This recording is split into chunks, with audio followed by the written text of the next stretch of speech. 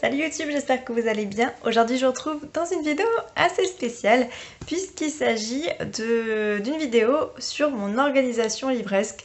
Alors ce que j'entends par organisation livresque, c'est vraiment comment je gère mes lectures en fait, comment je fais pour garder une trace écrite de mes lectures, comment voir un peu mon rythme de lecture, quel mois je lis le plus ou que je ne lis le moins, enfin vraiment voilà tout ce qui a trait avec les livres. En principe, beaucoup utilisent des carnets de lecture, alors moi je n'utilise pas de carnet de lecture et vous allez le voir à la suite de cette vidéo.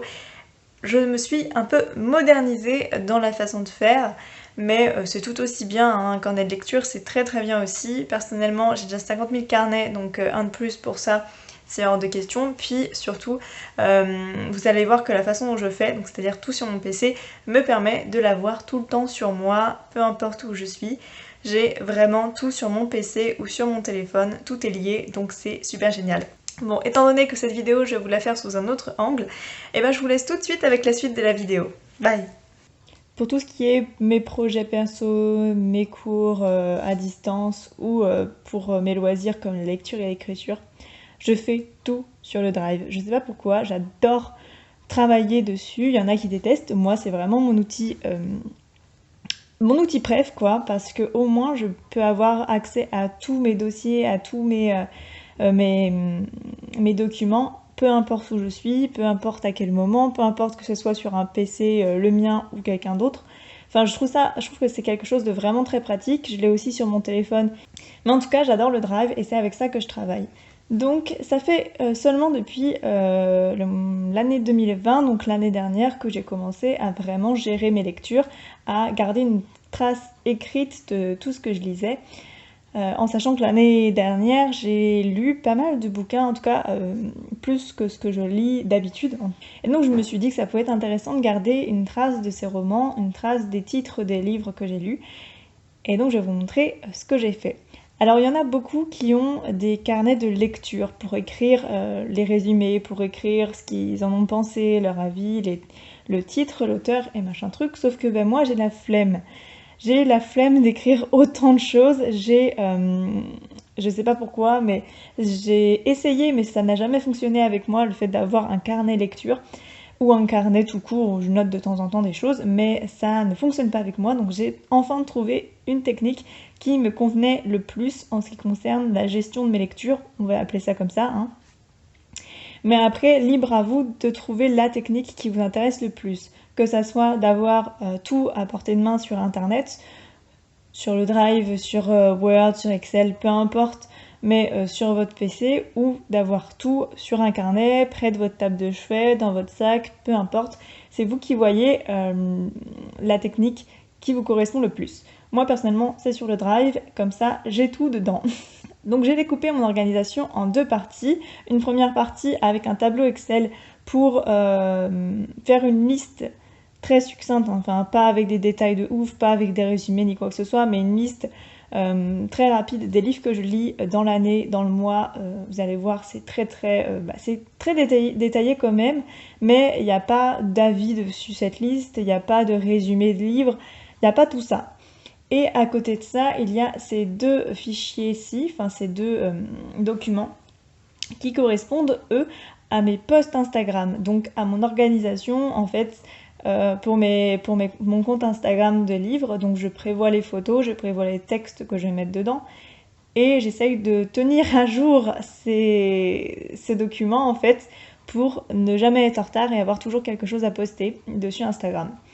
Vous allez voir que des fois, quand il n'y a pas l'inspiration ou quand j'ai pas la motivation, je fais pas et puis c'est pas grave, on verra ça plus tard.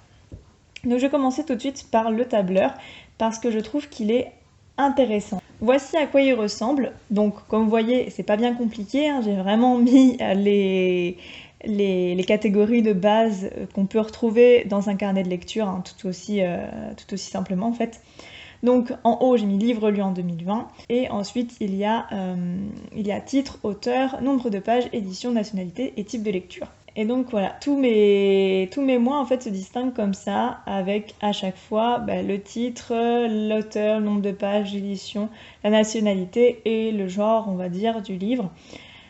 C'est classique, c'est simple, c'est clair, c'est net, on a toutes les informations qui pour moi sont intéressantes. Après ce tableau, vous êtes libre de le faire comme vous le souhaitez. Si pour vous le nombre de pages n'est pas intéressant, et ben vous ne le mettez pas. Si l'édition pour vous n'est pas intéressant, et ben vous ne le mettez pas non plus. C'est vraiment ce tableau, vous le gérez comme bon vous semble. Si vous avez envie de mettre à côté une case avis ou résumé ou je ne sais quoi, libre à vous de le faire comme vous voulez. Moi j'ai décidé de le faire très simplement parce qu'au moins ça me prend 2 secondes à remplir et j'ai pas la flemme. Donc j'ai fait une partie pour chaque mois, donc avec le mois écrit au début et le nombre de livres lus dans le mois dans les parenthèses. Donc là 8, 10 un peu partout, et puis en été j'ai un peu moins lu évidemment, et rebelote en hiver j'ai un peu plus lu. Et à la fin il y a mon total de pages lues dans l'année. Donc ça c'était le tableau rempli, fini de 2020 et je vais vous montrer du coup celui de 2021 qui est juste à côté.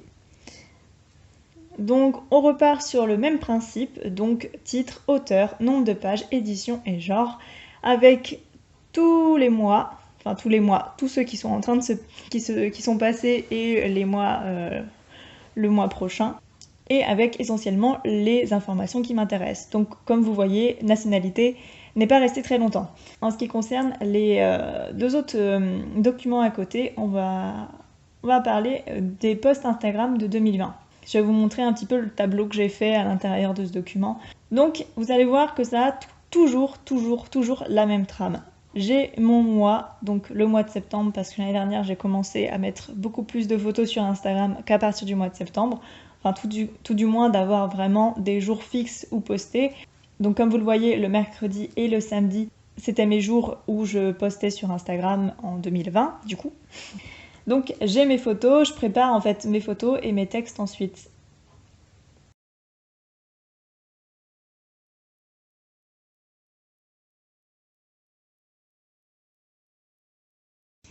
Donc après, voilà, tous les mois c'est la même chose, hein. La photo, le texte, la description, et puis voilà. Et ça c'était pour les stories que j'avais fait pour le calendrier de l'Avent littéraire au mois de décembre, où j'avais fait une story tous les jours pour vous présenter un livre, donc pendant 24 jours. Donc voilà en ce qui concerne du coup le mois, l'année 2020 et du coup l'année 2021. Même principe, hein, on a sur le côté mars, avril, on a tous mes mois qui sont mis sur le côté et c'est la même présentation, donc le mois et les jours où je poste. Donc ça a changé évidemment puisque je ne poste plus le samedi mais le dimanche maintenant, c'est beaucoup plus pratique pour moi. Et donc voilà, la photo avec le filtre déjà dessus, si j'ai le temps. Le texte qui va dessous la photo, enfin bref, voilà, toujours le même principe. Donc voilà ce que j'utilise, en tout cas sur le Drive pour mes livres. Après, également, j'actualise très souvent mon compte Livre Addict, donc si vous voulez me suivre, c'est tout simplement les lectures de Flavie, où je mets toujours, depuis un certain temps maintenant, j'ai pris le coche d'écrire toujours mon avis dessus le livre, la note, et de le tenir à jour très souvent. Donc voilà, j'espère que cette vidéo organisation livresque vous a plu. En tout cas, moi je trouvais ça intéressant de vous partager ma façon de faire, ma façon de m'organiser pour mes publications, pour garder une trace écrite de mes lectures et vous montrer voilà, cette façon qu'est de tout faire sur internet. Après, il y a énormément de vidéos qui montrent aussi des techniques sur des cahiers de lecture comme je vous ai dit en début de vidéo. N'hésitez pas à tester des trucs, à tester et à voir laquelle de ces organisations en fait vous convient le mieux et même créer une nouvelle organisation si celle-ci vous convient le plus. Enfin, faites vraiment ce que vous voulez, vous êtes vraiment libre.